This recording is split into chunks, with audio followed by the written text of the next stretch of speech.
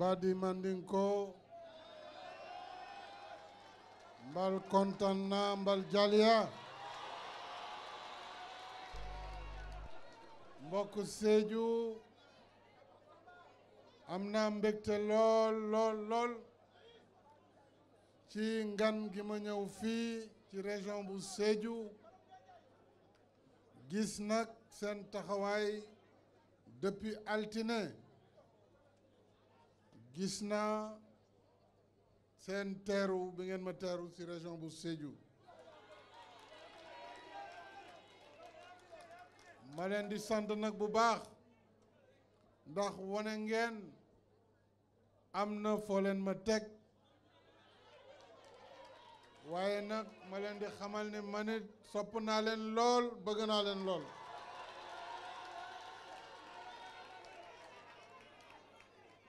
kon nag ala barka merci beaucoup. Mesdames et messieurs, je voudrais avant tout présenter à nouveau mes condoléances les plus attristées à notre compatriote le docteur Marie Khemesse Ngom Ndiaye, ministre de la Santé et de l'Action sociale, qui a perdu la semaine dernière son époux. Que le Tout-Puissant l'accueille en son paradis. Sinon, elle serait aujourd'hui la première ici pour l'inauguration de cet hôpital à Amadou Tidiane Ba. Madame la directrice générale des établissements de santé ainsi que le directeur général de la santé, soyez mes interprètes auprès d'elle pour lui redire toute ma compassion. Monsieur le Premier ministre, Mesdames, Messieurs les ministres d'État, Mesdames et Messieurs les ministres, Monsieur le gouverneur de la région de Sédhiou, Mesdames et Messieurs les députés au Conseil économique, social et environnemental, Madame la présidente du Conseil départemental de Sédhiou et présidente du conseil d'administration de l'hôpital, Monsieur le maire de la commune de Sédhiou, mon cher frère Abdoulaye Diop, Madame Annette Seck, Monsieur le directeur de l'hôpital de Sédhiou, honorables membres de la famille du parrain, autorités religieuses, coutumières, chère population de la région de Sédhiou, chère population de la commune de Sédhiou. Assalamu alaikum. Mbadi Manding Pakao. xam naa bu ma fi toogaatee tuuti commencé lakk ay manding yu garaaw ndax mandinka dafay làkk bu neex te xam naa ni monsieur le maire am na lu mu def ndax bi ni yàmba bi ñu woy fii histoire bu am solo la te it woy bu neex la wax dëgg yàlla kon nag baraka ci loolu maa ngi naan leen jërëjëf merci du fond du cœur à vous population du Pakao pour cet accueil si chaleureux, si enthousiaste dans la pure tradition ancestrale de votre terroir si attachant, terre d'histoire, de culture et de foi. C'est avec la même ferveur que je viens à votre rencontre aujourd'hui, encore pour procéder à l'inauguration du centre hospitalier régional Amadou Tidiane Ba de Sédhiou.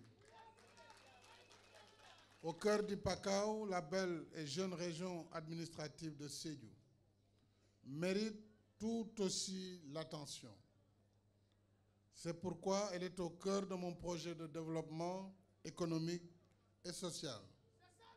Et dès mon accession à la tête de l'État, j'ai pris l'option d'investir dans la modernisation et le développement territorial du Sénégal. Aujourd'hui, nous le savons, Sédhiou a changé de visage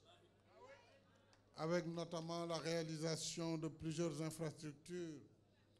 dans les domaines routiers, dans le domaine également de l'hydraulique, de l'électrification,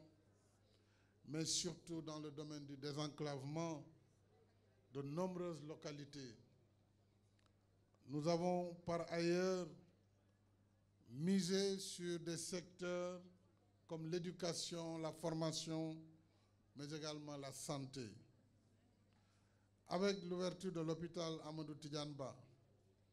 la région de Sédhiou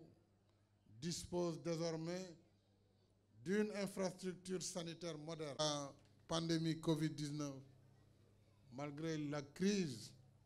économique qui fait suite à cette pandémie et qui fait suite à la guerre en Ukraine, il a pu nous livrer cet hôpital dans le délai. Je voudrais le féliciter. Et l'engager, tout à l'heure, il me disait qu'à Tivaouane, actuellement plus de 500 travailleurs s'affairent jour et nuit pour la construction de l'hôpital Raji Malick Sy de Tivaouane, mais aussi à l'hôpital de Matam Ourossogui. L'hôpital Cheikh Ahmed Tidiane Ba, comme ceux réalisés à Kédougou, Sédhiou, donc Touba et Kaffrine, fait partie d'une nouvelle génération de structures hospitalières qui viennent élargir la carte sanitaire de notre pays et relever son plateau technique avec un service d'aide au diagnostic doté d'équipements de dernière génération. Ici à Sédhiou, c'est également le plan Sénégal émergent qui se matérialise toujours dans l'esprit d'inclusion et d'équité sociale et territoriale. C'est dire le Sénégal de tous, le Sénégal pour tous. Et c'est tout un symbole que ce centre hospitalier porte le nom d'un digne fils du Pakao. En effet, il a été mon professeur lorsque moi j'étais à l'Institut des sciences de la Terre. Il était à l'époque le directeur de l'Institut des sciences de l'environnement, professeur en biologie végétale, ancien recteur de l'université de Ziguinchor, baptisée Université Assane Seck en 2014, ancien maire de Sédhiou et ancien ministre, entre autres charges qu'il occupa. Feu Amadou Tidiane Ba a consacré toute sa vie à la transmission du savoir au service de la République et de sa région natale, dont son amour avec elle était fusionnel. Le professeur Amadou Tidiane Ba fut également membre d'éminentes sociétés scientifiques nationales et internationales comme l'Académie des sciences de New York, le Conseil scientifique de l'Institut pour le développement durable et des relations internationales de Paris, le Comité scientifique environnement de l'UMOA. Qu'Allah le Tout-Puissant l'accueille éternellement en son paradis et préserve sa famille. Mesdames et messieurs, la construction de cet hôpital s'inscrit, je l'ai dit, dans le cadre d'un plan d'investissement pour un système de santé et d'action sociale résilient et pérenne dans ses composantes infrastructures, équipements et de ressources humaines, un système de santé couvrant l'ensemble du territoire national, afin de favoriser l'accessibilité géographique et la disponibilité des offres de soins de qualité. C'est tout le sens des autres infrastructures sanitaires en cours de réalisation,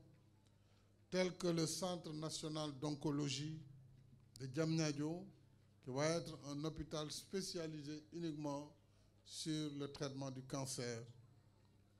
la polyclinique de l'hôpital principal de Dakar et de nouveaux hôpitaux de Saint-Louis, Tivaouane, Ourossogui, Mbour et bientôt Thiès, ainsi que la reconstruction totale de l'hôpital Aristide Le Dantec. Comme toutes les infrastructures réalisées, naturellement, le grand défi et la responsabilité de la gestion de l'hôpital de Sédhiou réside dans sa préservation. J'exhorte en particulier la direction de l'hôpital et le personnel à veiller à la sauvegarde de ce bien commun. C'est ce qui assurera sa durabilité et la qualité des soins. Je voudrais féliciter Madame le ministre de la Santé et de l'Action sociale, déjà pour les équipements qu'elle a envoyés pendant mon séjour ici à Sédhiou, plusieurs ambulances pour le service régional d'urgence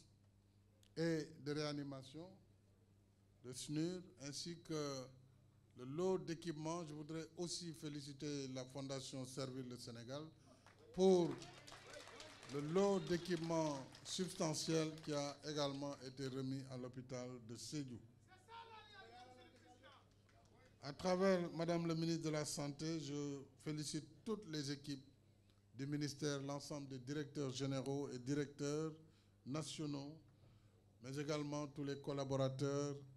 le personnel médical, le personnel d'appui et naturellement tous ceux qui contribuent à donner la santé à nos populations. Je tiens aussi à saluer et à encourager les personnels soignants de la région de Sédhiou, toutes catégories confondues. Je vous demande de continuer à garantir un accueil humanisé aux patients et une prise en charge optimale des urgences. Saisissant l'opportunité, vous savez, mes chers compatriotes, que nous venons de perdre 3 djambars au Mali qui ont été victimes d'une explosion d'un IED qui leur a coûté la vie avec 5 autres blessés. Je voudrais vous demander de vous lever pour observer avec moi une minute de prière pour que Dieu les accueille en son paradis.